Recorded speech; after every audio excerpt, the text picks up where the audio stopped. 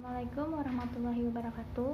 Kami dari kelompok 4 ingin mempresentasikan proposal produk makanan kami yaitu Misro Judin Lumer yang beranggotakan saya sendiri yaitu Imane Sabita Madani, Elsya Nurvita Romdona, Ardila Citaloka, Alfitur Razaki, Nengsi Suryani dan juga Fahrul M. Zulfikar. Pertama, bab 1 akan dipresentasikan oleh Elsya Nurvita Romdona. Pada bagian bab 1, proposal kami ini awalnya dilatar belakangi dengan memperhatikan kehidupan sekitar tentang meningkatnya jumlah pengangguran dan kurangnya pengetahuan di masyarakat untuk peluang bisnis, dan juga kurangnya pengetahuan akan pemanfaatan sumber daya yang ada. Akhirnya menyebabkan krisis ekonomi di masyarakat serta kurangnya pemikiran yang luas untuk menciptakan lapangan pekerjaan yang baru yang dapat meningkatkan perekonomian tidak hanya bagi keluarga dan masyarakat tetapi juga untuk khalayak umum. Nah, dari permasalahan tadi, kelompok kami meyakini bahwa salah satu jalan terbaik untuk keluar dari permasalahan-permasalahan tadi yaitu salah satunya dengan berwirausaha. Berwirausaha sendiri merupakan salah satu upaya yang dapat dilakukan untuk menjadikan jalan keluar dari permasalahan tersebut. Dalam berwirausaha juga banyak cara untuk dilakukan, misalnya mengolah barang mentah menjadi bahan atau produk setengah jadi menjadi suatu produk yang mempunyai nilai jual yang cukup tinggi sehingga dapat dinikmati konsumen. Maka dari itu, kami membuat suatu produk yang memiliki nilai jual seperti Misro, dan produk yang akan kami jual ini bernama Misro Judin Lumer yang sedikit kami modifikasi dari segi bahan.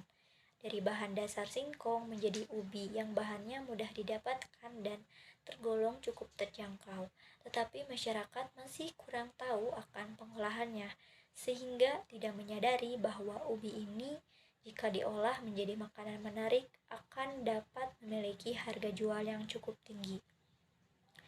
Yang kedua, ada rumusan masalah, diantaranya yaitu menganalisis pasar produk usaha Misro Judin Lumer. Untuk rumusan masalahnya, secara garis besar meliputi barang dan jasa yang dipasarkan seperti warna dan ukuran, merek dan harga, kualitas dan kuantitas pada produknya. Yang kedua ada karakteristik pasar, meliputi strategi, segmentasi, serta target pasarnya. Yang ketiga ada kegiatan pembelian, meliputi di mana pembeliannya, cara pembeliannya, serta persyaratan dalam pembelian, dan yang terakhir saingan perusahaan, meliputi keadaan persaingannya. Dan rumusan masalah yang kedua yaitu bagaimana cara pembuatan Misro ini dan juga apa saja bahan yang digunakan. Nah, secara garis besar untuk cara pembuatan Misro ini cukup mudah. Dimulai dari step 1 pengupasan ubi sampai Misro ini siap disajikan. Bahan utama untuk Misro Judin Lumer ini juga cukup sederhana, mudah dicari, harganya pun lumayan terjangkau seperti ubi, keju mozzarella, dan coklat.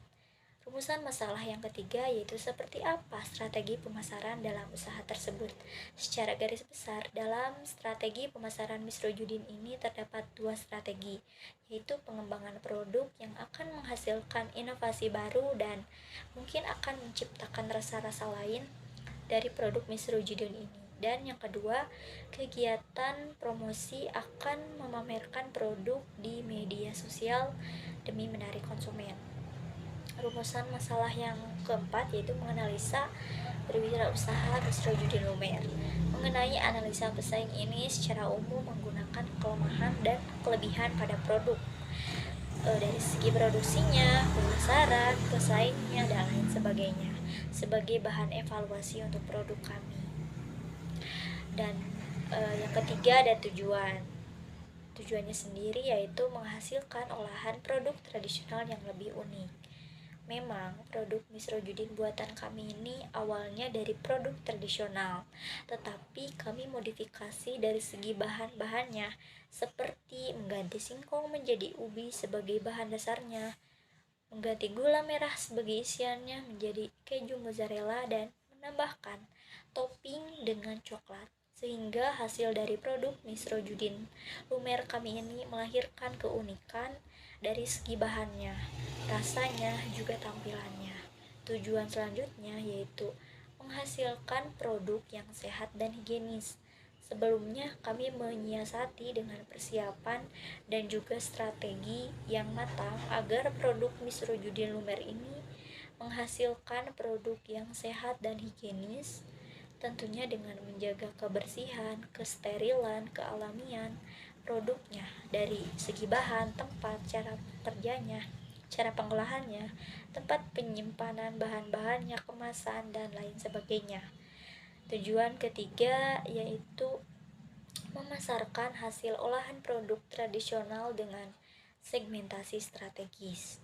Untuk tujuan dalam segmentasi strategis ini bertujuan untuk produk nitrogudin dapat mengembangkan visi dan misi yang jelas serta relevan kepada orang lain, lalu agar dapat menilai, menganalisis pesaing, peluang, dan ancaman terhadap produk nitrogudin lumer ini. Tujuan terakhirnya yaitu mengetahui kelemahan dan kelebihan pesaing sebagai bahan evaluasi usaha. Tujuan terakhir ini memang tonggak bagi produk nitrogudin lumer kami, karena kelemahan dan kelebihan ini menjadi patokan bagi usaha kami untuk terus berjalan. Yang keempat ada manfaat. Manfaatnya sendiri yaitu memahami perumusan strategi pemasaran untuk nitrogudin lumer.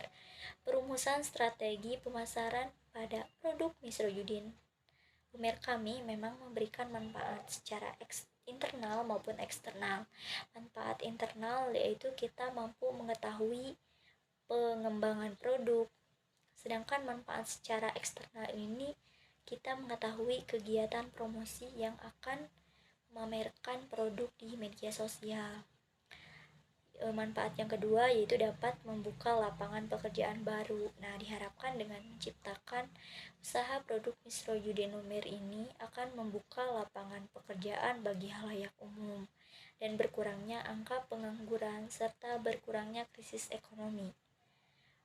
Manfaat selanjutnya yaitu memahami faktor utama usaha. Untuk faktor utama usaha nitrogudin lumer ini, seperti pada latar belakang yang sudah dijelaskan bahwa faktornya terletak pada kehidupan sehari-hari, yakni secara garis besar yaitu tingkat pengangguran yang tinggi, kurangnya pengetahuan di masyarakat, serta peluang bisnis, dan kurangnya pemanfaatan sumber daya yang ada.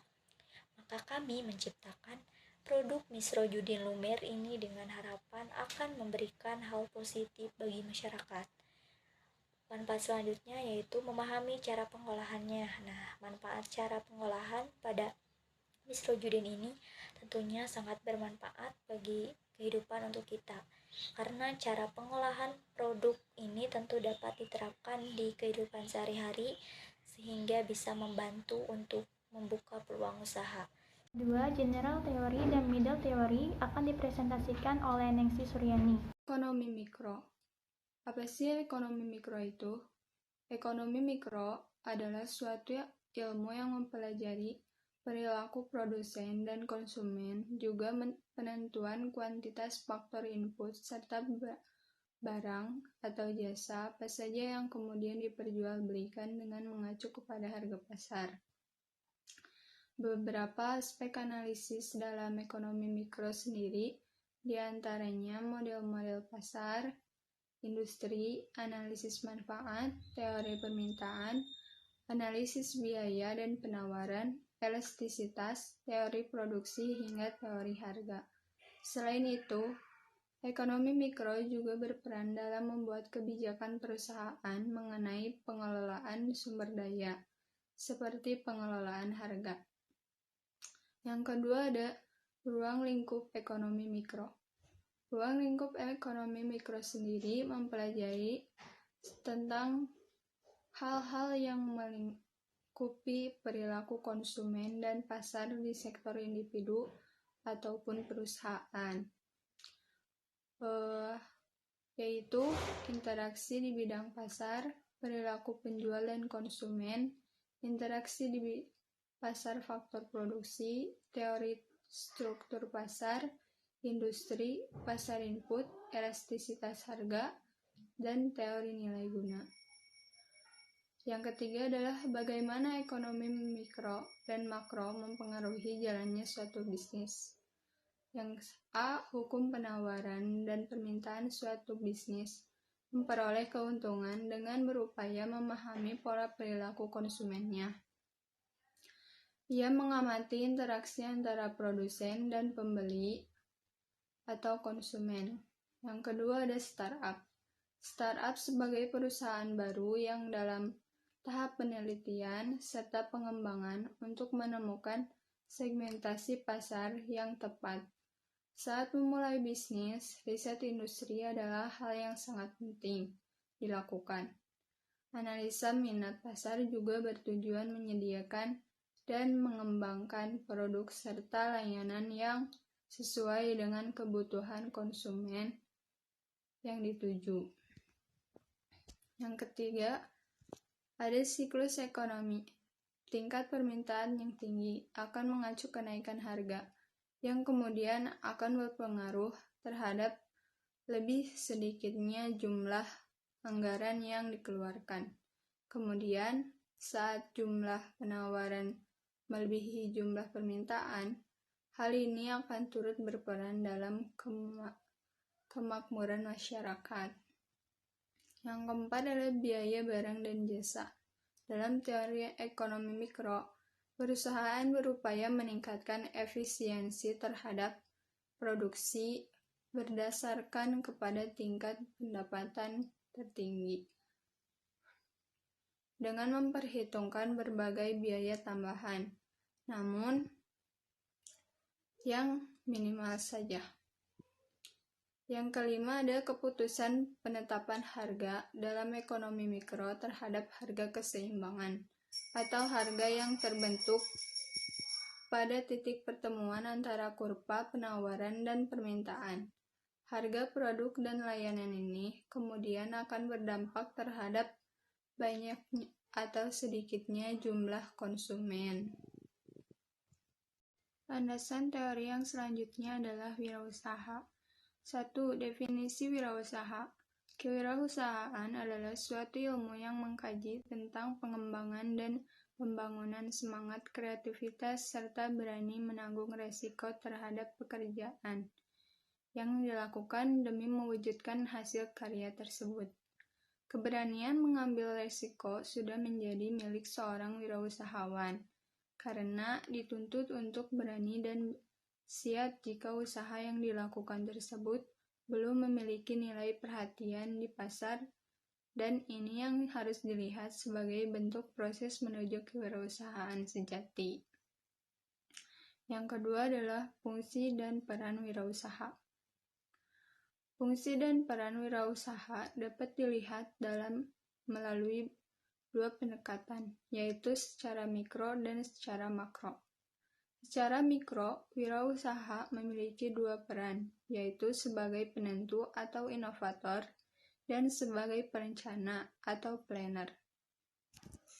Sebagai penemu, wirausaha menemukan dan menciptakan sesuatu yang baru, seperti produk, teknologi, cara, ide, organisasi, dan sebagainya.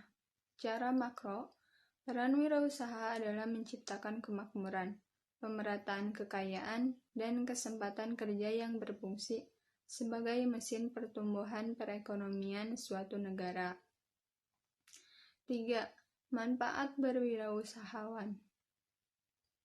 1. Berusaha memberikan bantuan kepada orang lain dan pembangunan sosial sesuai dengan kemampuannya. 2. Menambahkan daya tampung tenaga kerja sehingga dapat mengurangi pengangguran. 3. Memberikan contoh bagaimana harus bekerja keras, tekun, tetapi tidak melupakan perintah agama. 4. Menjadi contoh bagi anggota masyarakat sebagai pribadi unggul yang patut diteladani. 5. Sebagai generator pembangunan lingkungan, pribadi, distribusi, pemeliharaan lingkungan, dan kesejahteraan. 4. Asas kewirausahaan. Yang pertama adalah kemampuan untuk berkarya dalam kebersamaan berlandaskan etika bisnis yang sehat. Kedua, kemauan usaha secara tekun, teliti, dan produktif. 3. Kemampuan memecahkan masalah dan mengambil keputusan secara sistematis, termasuk keberanian dalam mengambil resiko bisnis. Yang kelima, kemampuan berkarya dengan semangat kemandirian. Yang keenam, kemampuan berpikir dan bertindak kreatif dan inovatif. 5. Syarat-syarat menjadi seorang wirausaha yang baik dan sukses. Yang ke-1 adalah harus memiliki pendidikan formal dan kreatif, harus memiliki semangat tinggi dan bertanggung jawab, harus terampil, berpikir positif, ulet dalam arti analisis, harus tepat, sistematis, dan metodologis. Harus mampu mengorganisasi sendiri, harus mengutamakan keberhasilan. 6. Proses kewirausahaan. A. Identifikasi dan evaluasi peluang yang ada. Evaluasi peluang merupakan elemen terpenting yang paling kritikal dari proses kewirausahaan, karena menginginkan seseorang wirausaha apakah produk atau servis khusus dapat menghasilkan hasil yang diperlukan untuk sumber-sumber yang bermanfaat bagi seorang wirausaha agar mengidentifikasi peluang-peluang bisnis. B. Kembangkan rencana bisnis. Dalam hal mempersiapkan rencana bisnis adalah penting untuk memahami persoalan-persoalan inti yang terlibat di dalamnya. C. Sumber-sumber daya yang diperlukan untuk mewujudkan peluang yang ada. Perlu diketahui proses tersebut diawali dengan tindakan penilaian sumber-sumber daya yang dimiliki. D. Laksanakan manajemen usaha tersebut setelah sumber daya dicari. Maka sang wirausaha perlu mengidentifikasinya melalui implementasi rencana bisnisnya. 7. Faktor penyebab kesalahan dalam wirausahawan. 1. Tidak kemampuan manajemen. Dalam kebanyakan perusahaan kecil, manajemen yang buruk menjadi penyebab utama kegagalan bisnis. 2. Kurang pengalaman. Manajer perusahaan kecil belum memiliki pengalaman dalam bidang yang ingin dimasukinya. 3. Adalah pengendalian keuangan yang buruk. Manajemen yang sehat adalah kunci keberhasilan perusahaan kecil, dan manajer yang efektif menyadari bahwa semua keberhasilan bisnis memerlukan kendali keuangan yang layak. Yang keempat adalah kegagalan pengembangan perencanaan strategis. Terlalu banyak manajer perusahaan kecil mengabaikan proses perencanaan strategis, karena mereka mengira hal tersebut hanya bermanfaat bagi perusahaan yang besar. 8. Manajemen kewirausahaan. Para wirausaha menggunakan proses inovasi sebagai alat sumber daya untuk menciptakan suatu nilai barang dan jasa. Proses inovasi dikembalikan oleh kreativitas dan yang merupakan mata rantai antara pengetahuan, pengenalan cara baru untuk mengoperasikan sumber-sumber dan proses pengamanan pengetahuan secara sistematis dalam suatu inovasi yang digunakan di pasar. Inovasi bahkan dipandang sebagai penciptaan sumber-sumber yang terbentuk, penentuan kegunaan suatu alam. Manajemen wirausahaan menyangkut semua kekuatan perusahaan yang menjamin bahwa usahanya betul-betul eksis. 9 adalah strategi wirausaha. Menurut Thomas W. Zimmerdick dan kawan-kawan, dalam berbisnis dan wirausaha memerlukan 9 langkah proses perencanaan strategis. Yang ke-1 adalah mengembangkan visi yang jelas dan menerjemahkannya menjadi pernyataan misi yang bermakna. B. Menilai kekuatan dan kelemahan perusahaan. Kekuatan adalah faktor internal yang positif. Kelemahan merupakan faktor internal yang negatif. C. Mengamati lingkungan sekitar untuk mengetahui peluang dan ancaman yang dihadapi perusahaan. D. Mengidentifikasi faktor-faktor kesuksesan utama perusahaan. Faktor kesuksesan utama merupakan hubungan antara variabel yang tepat yang dapat dikendalikan dengan faktor penting yang mempengaruhi kemampuan perusahaan untuk bersaing dalam pasar. Middle teori UMKM adalah usaha mikro, kecil, dan menengah atau sesuai dengan namanya, merupakan usaha ekonomi produktif yang dimiliki oleh perorangan maupun sebuah badan usaha dengan skala produksi yang sudah diatur.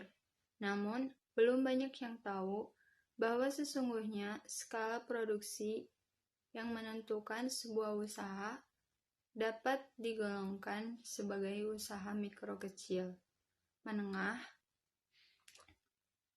ternyata diatur dalam undang-undang. Pengertian UMKM menurut Undang-Undang Nomor 20 Tahun 2008 dalam Undang-Undang Nomor 20 Tahun 2008 tentang usaha mikro, kecil, menengah. Pengertian UMKM dibagi-bagi berdasarkan skalanya.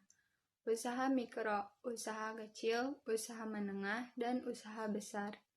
Menurut undang-undang tersebut, sebuah usaha disebut sebagai usaha mikro jika usaha tersebut merupakan usaha produktif milik orang, perorangan, dan atau badan usaha perorangan dengan kekayaan bersih paling banyak sekitar 50 juta di luar tanah dan bangunan tempat usaha.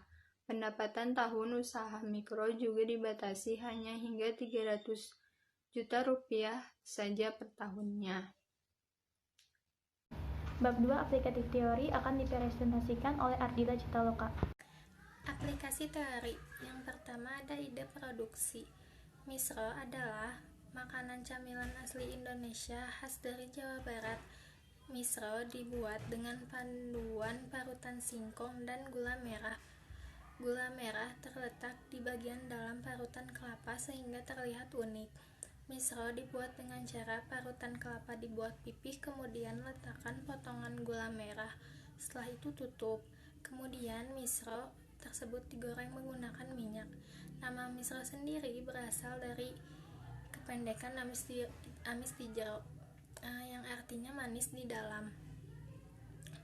Kata ini berasal dari bahasa Sunda.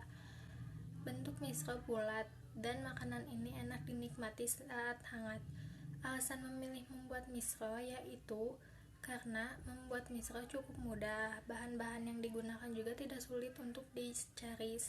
Selain itu juga membuat misro tidak membutuhkan biaya yang besar. Modifikasi yang dilakukan yaitu mengganti parutan singkong dengan ubi dan mengganti isian gula menggunakan keju mozzarella serta melapisi bagian permukaannya dengan coklat. Yang kedua ada tujuan produksi. Tujuannya yaitu memberitahukan kepada semua orang bahwa makanan tradisional bisa dinikmati dengan cara yang berbeda dan bisa diterima oleh semua kalangan. Yang ketiga ada nama produksi. Produksi yang kami buat bernama Misrojudin Lumer karena makanan yang kami buat bisa memberikan sensasi lumer secara bersamaan dari keju dan coklatnya serta sensasi empuk dari ubinya. 4. Kendala produksi. Kendala saat memproduksi Misrojudin Lumer yaitu ketersediaan bahan di dagangan yang tidak sesuai dengan permintaan pelanggan. Target tidak mencapai sehingga barang di dagangan tidak terjual semua. Sampai terdapat kecacatan pada produk yang akan dijual seperti bentuk produk yang sudah tidak berbentuk, kemasan rusak, dan lain-lain. Selanjutnya ada klasifikasi produk. Klasifikasi produk secara umum dibagi menjadi dua. Yang pertama, barang. Barang menurut Fandi Ciptono adalah produk yang berwujud fisik sehingga dapat bisa dilihat, disentuh, dirasa, dipegang, disimpan, dan perlakuan fisik lainnya. Yang kedua ada jasa. Jasa menurut Philip Kotler adalah setiap tindakan yang dapat ditawarkan oleh suatu pihak kepada pihak lain. Pada dasarnya jasa tidak berwujud dan tidak mengakibatkan kepemilikan apapun. Produk jasa mungkin berkaitan dengan produk fisik atau tidak. Misro merupakan produk barang yang termasuk ke dalam sebuah makanan yang dapat dipegang dan dirasakan, tidak bisa bertahan lama. Selanjutnya ada bisnis kuliner. Bisnis kuliner merupakan bisnis yang sangat mudah, bahkan bisa dikatakan menjadi bisnis yang bisa dilakukan oleh semua orang, bahkan yang tidak bisa memasak sekalipun. Yang pertama, bisnis kuliner tidak perlu banyak modal. Hal pertama yang membuat bisnis kuliner menjadi peluang yang sangat mudah adalah karena modal yang sedikit. Anda tidak perlu menyediakan modal sampai ratusan juta untuk membuka usaha kuliner. Bahkan dengan modal di bawah 500.000, Anda sudah bisa membuka usaha sendiri di rumah. Yang kedua, bisnis kuliner online tidak perlu sewa tempat. Jika modal Anda terbatas serta usaha kuliner yang sedang Anda rintis kecil-kecilan dan belum banyak pembeli, maka tips bisnis kuliner yang bisa dilakukan adalah jangan menyewa toko atau gerobak jalan, melainkan jualan dulu dari rumah. Misal buka bisnis kuliner secara online sampai usaha Anda mulai dikenal banyak orang. Hal ini juga bisa membuat Anda lebih hemat modal karena berbisnis dari rumah tak perlu sewa tempat, baik itu dengan membuka toko di teras rumah atau menjual dengan cara online. Yang ketiga, pasarnya besar karena semua orang suka makan. Semua orang pasti membutuhkan makanan, baik itu makanan berat ataupun makanan ringan semacam cemilan dan minum-minuman yang dikonsumsi untuk melepas dahaga. Tak ada seorang pun yang tidak membutuhkan makanan karena dengan makanan seseorang dapat memiliki energi untuk beraktivitas. Jadi, bisnis kuliner tidak akan mengecewakan Anda dan modal bisa cepat kembali. Utamanya jika Anda berjualan di tempat yaitu ramai. Yang keempat, yakin bisnis kuliner pasti ada pembelinya. Semua jenis makanan pasti akan dibeli, apalagi jika tampilannya unik dan tempat jualannya bersih. Jadi pastikan Anda mengemas jualan Anda dengan packaging yang rapi dan menarik, menggunakan label yang berwarna cerah, nama yang unik, serta rasa yang tak boleh mengecewakan. Kelima, strategi pemasaran bisnis makanan cukup mudah. Bisnis kuliner adalah salah satu jenis bisnis yang paling mudah untuk berpromosi karena bisa dilakukan dengan berbagai cara. Salah satunya adalah dengan membuat kemasan yang unik dan menarik, membagikan sampel produk di jalanan, tak lupa dengan memasukkan kartu nama bisnis di dalam kemasan sampel tersebut, sehingga orang yang akan mencicipi sampel bisa menyimpan kartu tersebut dan menghubungi Anda untuk memesan kuliner yang Anda jual. Selanjutnya ada peluang bisnis misro. Peluang bisnis misro bisa terbilang sangat bagus dan sangat cerah. Bisnis misro menjadi suatu pilihan bisnis cemilan bergoreng dari bahan ubi ungu yang menjanjikan hingga banyak orang yang tertarik menekuni bisnis tersebut. Peluang usaha cemilan bergoreng dari bahan ubi ungu, yakni misro, masih terbuka lebar serta menguntungkan oleh siapa saja. Prospek dalam menjalankan bisnis misro. Prospek dalam bisnis misro dapat dikatakan sangat cemerlang dan menguntungkan, di mana melalui bisnis misro dapat mendatangkan keuntungan bombastis. Bisnis yang bergelut dengan olahan misro memiliki prospek yang sangat bagus dalam jangka ke depan. Bisnis misro yang sejak dahulu tumbuh hingga sekarang masih berkembang juga tak pernah sepi akan konsumen. Kedua, memulai bisnis misro. Ketika menjalankan bisnis misro memang dapat dimulai dengan langkah mudah dan gampang. Dalam menjalankan bisnis misro dapat dijalankan dengan kebutuhan modal kecil, yang mana berkesinambungan bisnis misro bisa dilakukan dengan skala rumahan menggunakan modal yang tidak besar. Jenis produk yang dihasilkan yaitu misro dengan inovasi rasa yang unik. Target pasar, gambaran karakteristik pembeli.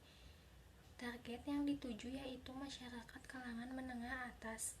Segmen pasar terdiri dari dua, yaitu pertama faktor geografis dan yang kedua faktor demografis. Usia sama dengan semua usia, jenis kelamin pria dan wanita, agama semua agama, penghasilan 5 juta. Keunggulan yang dimiliki: pertama, bahan berkualitas dan mudah didapat. 2, tanpa pengawet. 3, kemasan produk yang sederhana. 4, proses produksi yang sederhana. 5, rasa yang unik.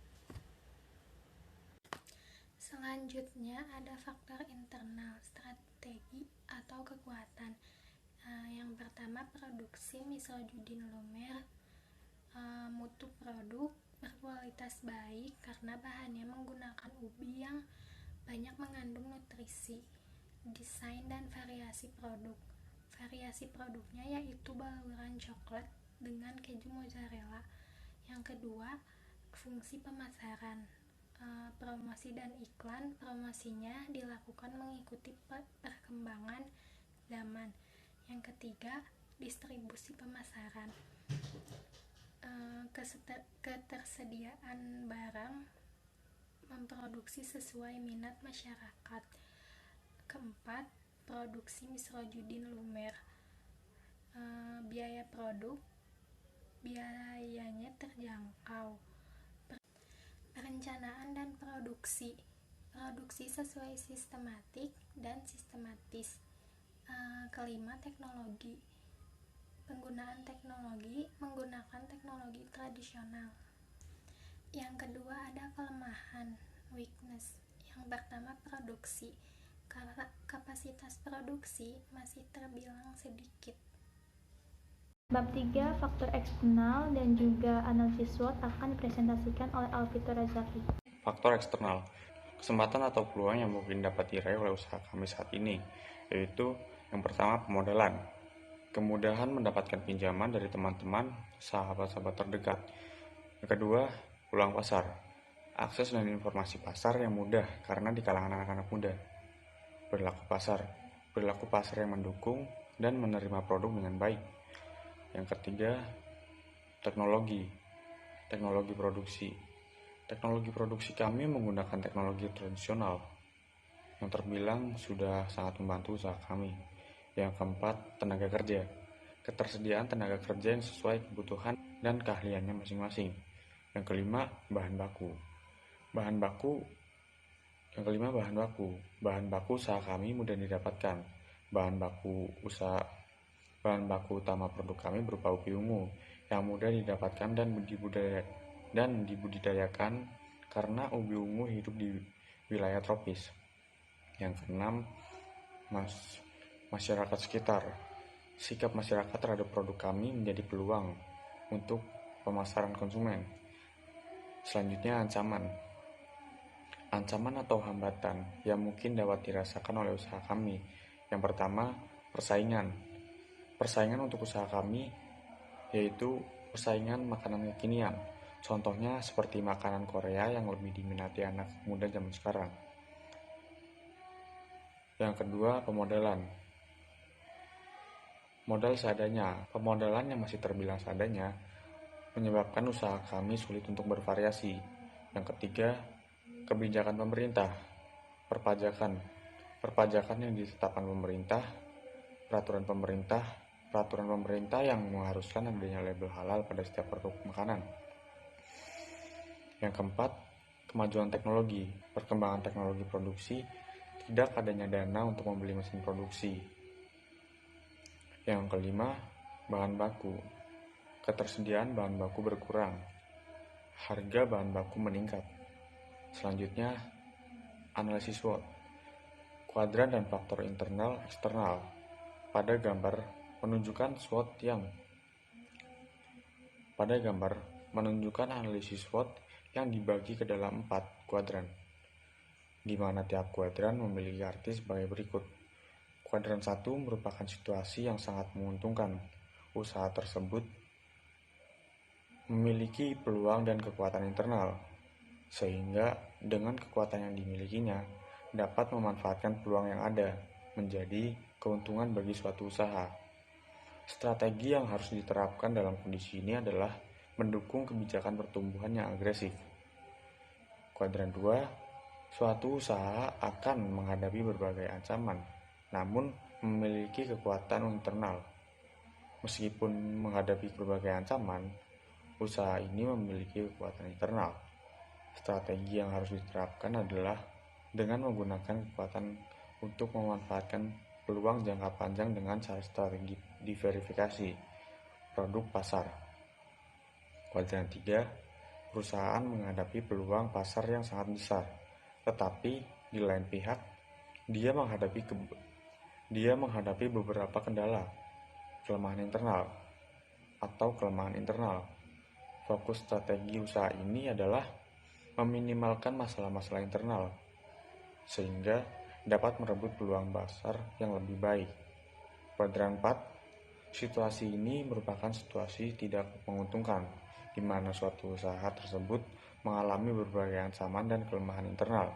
Strategi yang biasa diterapkan saat menghadapi situasi ini adalah dengan bertahan sambil meminimalkan kelemahan, sambil mencari peluang yang ada. Selanjutnya, matriks SWOT. Alat yang dipakai untuk menyusun faktor-faktor strategis perusahaan adalah matriks SWOT. Metrik ini dapat menggambarkan secara jelas bagaimana peluang dan ancaman yang dihadapi perusahaan dapat disesuaikan dengan kekuatan dan kelemahan yang dimilikinya.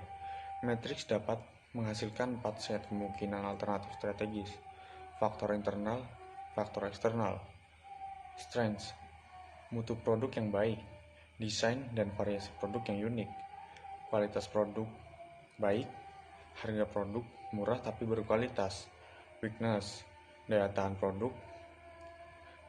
produk misro yang singkat, bahan baku susah didapat, harga bahan mahal, opportunity, ditargetkan untuk semua kalangan usia, misro bisa dijual untuk takjil pada saat bulan puasa, misro bisa untuk oleh-oleh.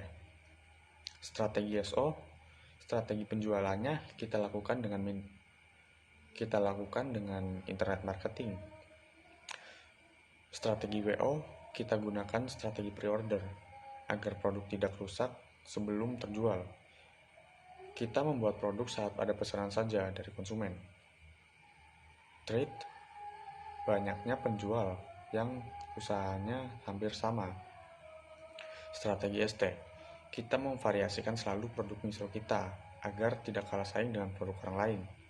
Strategi WT, kita buat strategi marketing untuk menarik perhatian konsumen dengan memberi promo beli 2 gratis 1 kepada konsumen.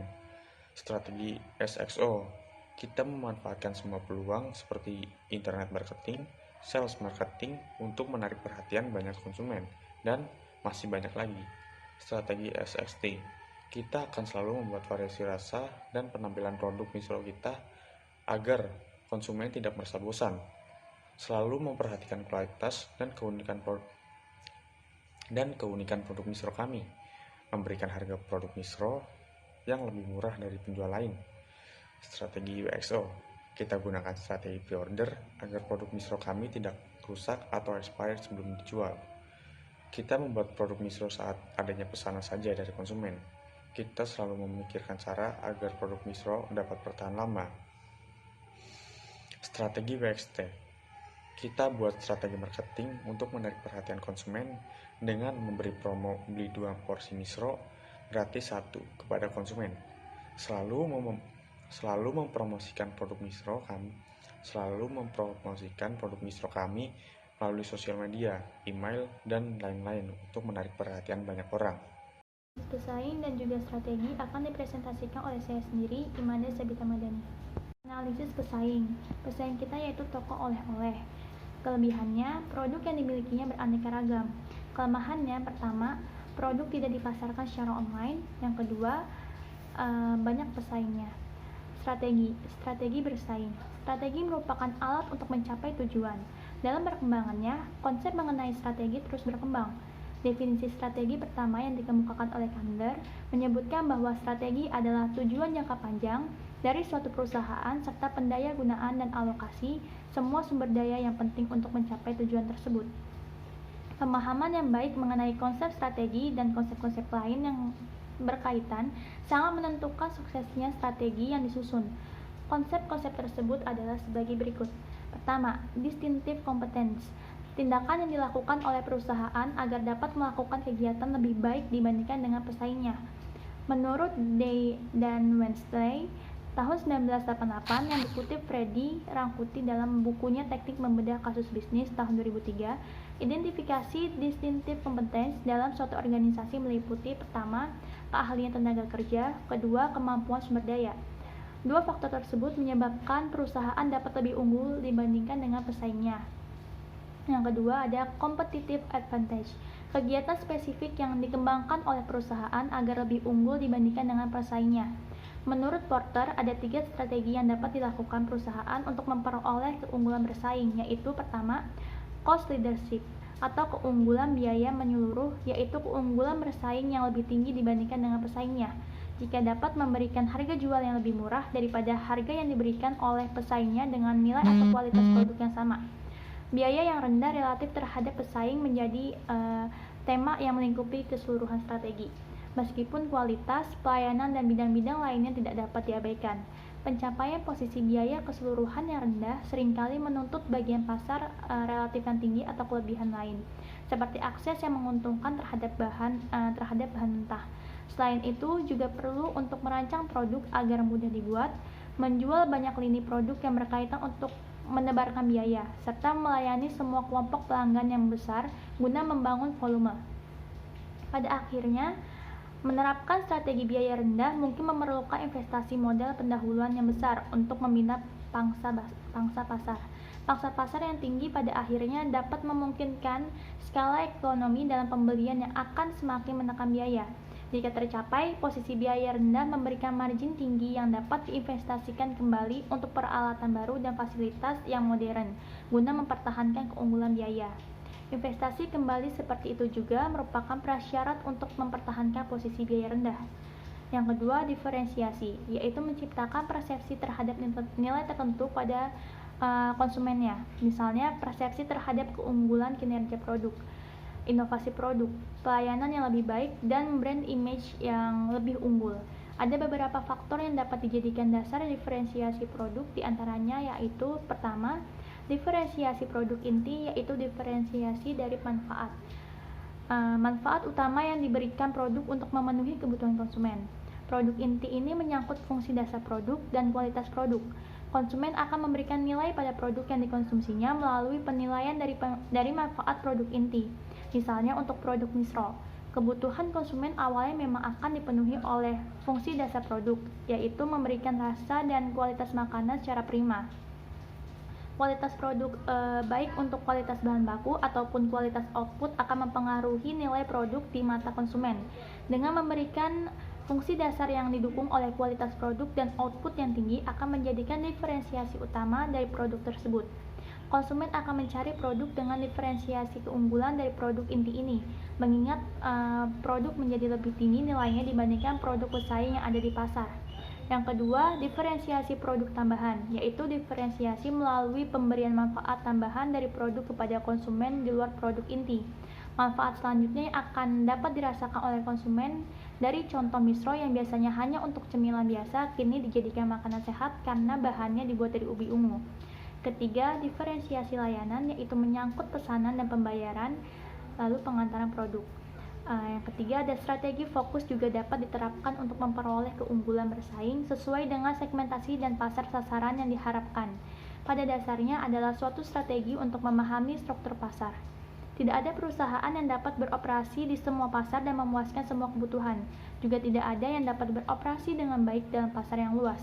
Perusahaan yang dapat berhasil jika mereka mendefinisikan pasar sasaran mereka dengan cermat dan menyiapkan program pemasaran yang sesuai.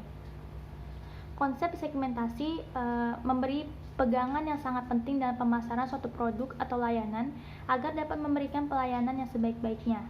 Segmentasi pasar juga merupakan tindakan untuk mengidentifikasikan dan membentuk kelompok pembeli atau konsumen secara terpisah. Masing-masing segmen konsumen ini memiliki karakteristik, kebutuhan produk, dan bauran pemasaran tersendiri. Berikut adalah contoh segmentasinya. Yang umum digunakan itu pertama, segmentasi berdasarkan geografi. Segmentasi berdasarkan letak geografis seperti kota, negara, dan lain-lain. Yang kedua, ada segmentasi berdasarkan demografi. Segmentasi berdasarkan usia, gender atau jenis kelamin, education atau pendidikan tertinggi yang didapat, agama, tingkat penghasilan, dan lainnya. Di pemasaran, yang pertama itu ada pengembangan produk. Kami membuat inovasi pada suatu produk. Yang tadinya biasanya misro isinya itu gula merah, maka kami membuat inovasi baru berisi keju mozzarella yang dilumuri oleh coklat. Tujuannya yang ingin dicapai agar konsumen tertarik untuk mencoba produk yang kami buat. Yang kedua, ada kegiatan promosi. Kami melakukan postingan produk di Instagram, Facebook, WhatsApp, dan lain sebagainya. Tujuannya yang ingin kami capai agar produk bisa dilihat oleh para konsumen. Bab 4 dan lampiran akan dipresentasikan oleh Fahrul M. Zulfikar. Untuk kesimpulannya adalah, misro adalah salah satu makanan khas Jawa Barat yang berasal dari singkatan amis di jero atau manis di dalam, yang terbuat dari parutan singkong yang di dalamnya berisi gula merah. Namun yang kami buat adalah misro berbahan dasar ubi ungu, bukan singkong parut.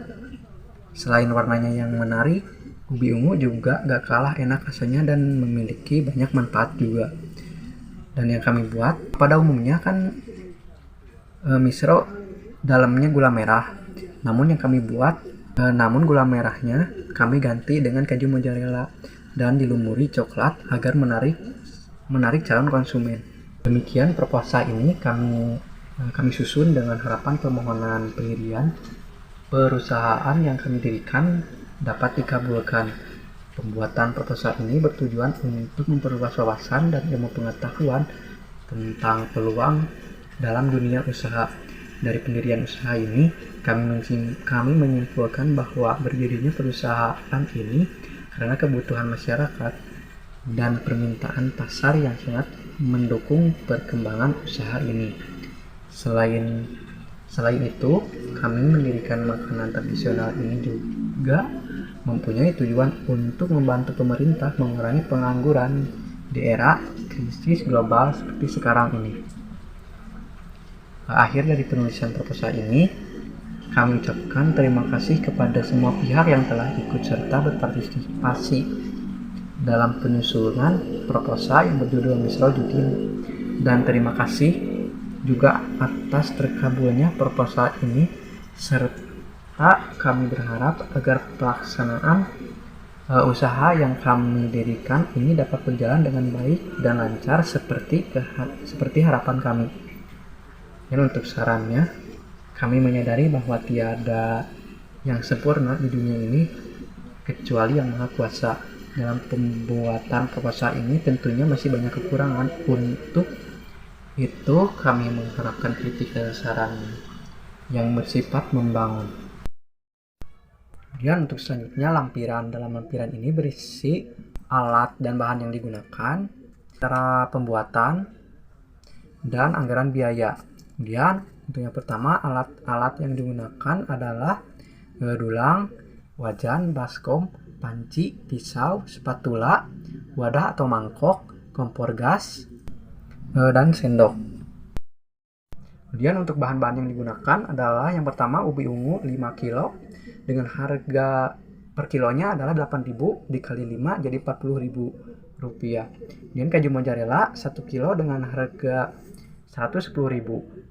Tepung tapioka 1 kilo 12.000, coklat batang 1 kilo 56.000, minyak goreng 2 liter dengan harga per kilonya adalah 17.500 dikali 2 jadi 35.000. Dan susu cair full cream 1 liter 15.000, butter 500 gram atau setengah kilo 18.000 rupiah. Jadi total harga bahan yang digunakan adalah 277.000. Kemudian ada perlengkapan tambahan, yaitu yang pertama sarung tangan 1 pak dengan harga 18.000.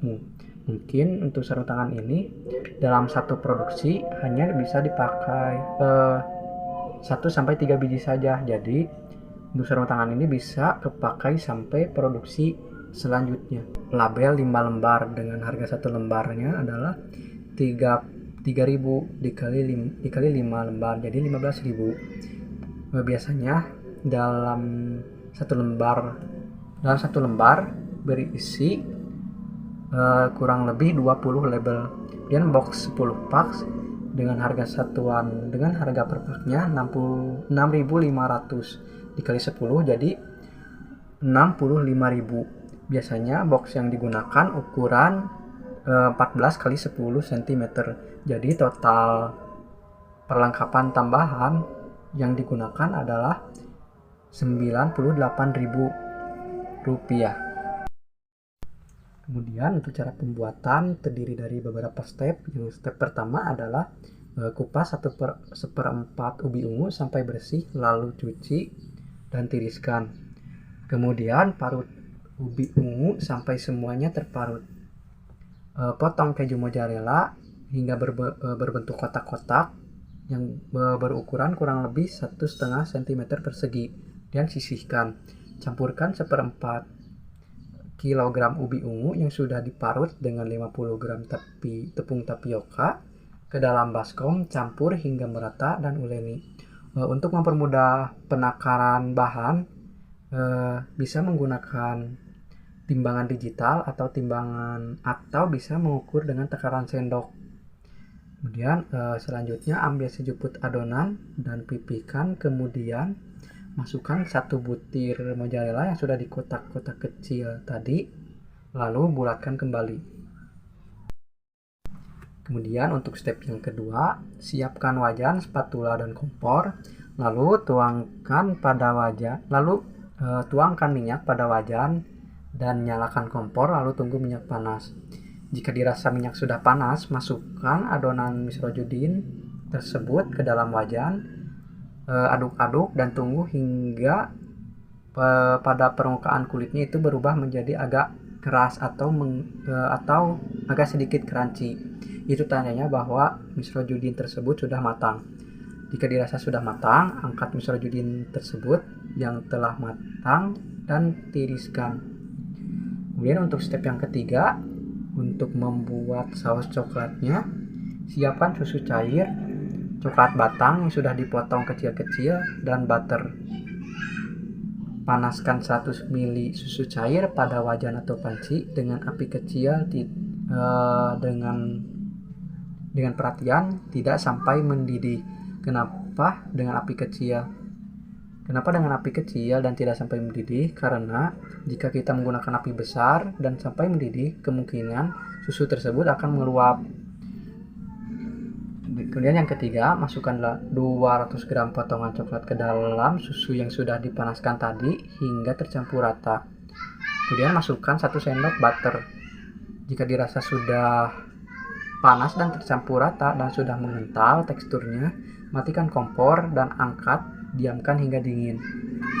Kemudian yang keempat adalah finishing. Siapkan misrojudin yang telah digoreng, kemudian celupkan ke dalam coklat yang telah dimasak tadi. Jangan mencelupkan Jangan mencelupkan misrojudin dalam keadaan panas ke dalam coklat, karena misrojudin dalam keadaan panas jika dilumuri coklat tersebut akan tidak menempel ke dalam misrojudin tersebut dan akan mencair. Kemudian tiriskan misrojudin yang telah dilumuri coklat dan diamkan hingga coklat mengeras. Misrojudin siap dihidangkan atau dipasarkan. Untuk penampakan gambarnya dapat kita lihat pada gambar tersebut.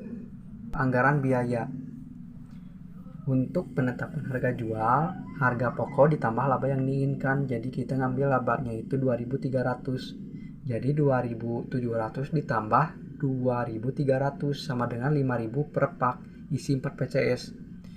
Dari 2.700 itu apa? Jadi 2.300 itu modal dari per PCS-nya. Bagaimana cara menghitungnya? Kita lihat pada bagian bawah harga pokok produksi. Jadi total biaya